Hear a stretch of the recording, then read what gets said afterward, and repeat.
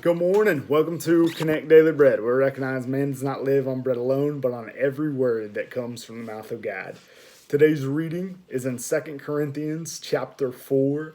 2 Corinthians chapter 4. So go ahead and read that on your own. Check it out.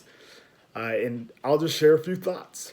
So the major theme of Second Corinthians chapter 4 is not losing heart. Right away in the chapter, Paul says, so therefore we do not lose heart. And then at the close of the chapter, you see that laid out again. Therefore, we do not lose heart. So the whole chapter is about how to stay encouraged, how to avoid being discouraged. And Paul lays out the reasons that he's able to say that, what it is that keeps him encouraged. And right away we see stuff being unpacked that's actually very practical. And so the first thing we see is that he doesn't pretend to be somebody he's not. He embraces who God made him to be. He doesn't distort who he is. He doesn't distort God's word. He doesn't distort what he's here for. He just embraces God's design and God's desire in his life. And that's something that will bring fuel, energy, and passion to us, is just authenticity before God and authenticity before people. It's exhausting when we try to fake it, when we try to pretend that we're something that we're not. And we see not only that of embracing authenticity, but embracing reality. Paul goes on and he talks about the hardships that he's experienced. He'd already opened up about that in chapter 1, and he let them know like how bad it got in Asia and how they despaired of life itself. And he doesn't run from or try to pretend away how tough things are. He goes on to say later in that chapter that we're hard pressed, perplexed, crushed, struck down, but not abandoned. But he lays out, okay, man, it's really difficult. And so embracing reality helps us to stay encouraged. When we face and embrace reality, we can find encouragement in God because we can look through and we can look past that. And that's the third thing that he lays out, is the third way to stay encouraged is to focus on the eternal. To fix our eyes not on what is seen, that's going to pass away, that's temporal, but to focus on the eternal.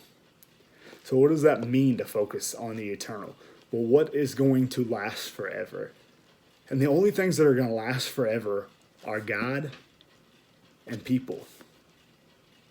And so to focus and to fix our eyes on Christ, that's another way of saying focus. Wherever the eyes are, that's where the focus is. That's why when you're in a conversation with somebody and their eyes are darting and they're looking all around, you know they don't have focus on you and focus on this conversation, but the focus is elsewhere. So the sentiment laid out in Hebrews chapter 12 of fixing our eyes on Jesus, the author and perfecter of our faith, that is exactly what is being laid out here. Fixing our eyes on Jesus, fixing our eyes on the Father, fixing our eyes on heavenly and eternal realities, with a recognition that people were made to last forever, that people are made in the image of God and are of inestimable,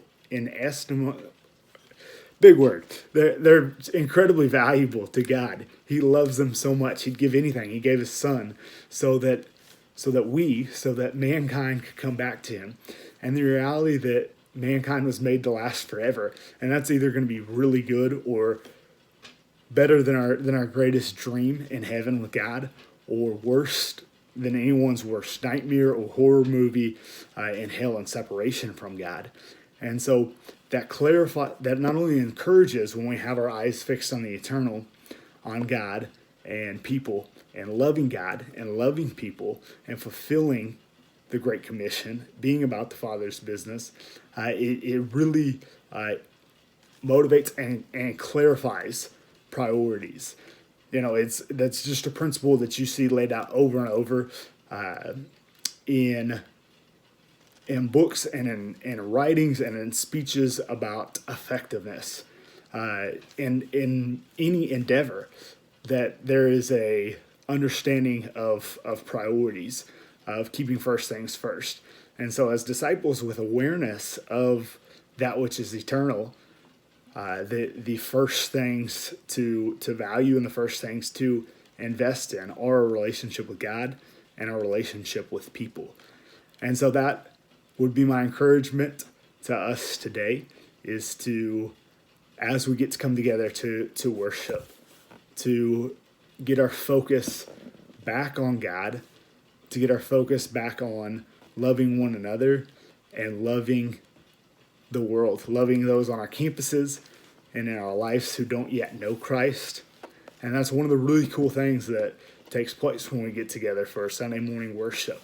Hebrews tells us that we stir one another up to love and good deeds, and encouragement comes in this time, and that we get to be reminded who we are, whose we are, and what we're here for.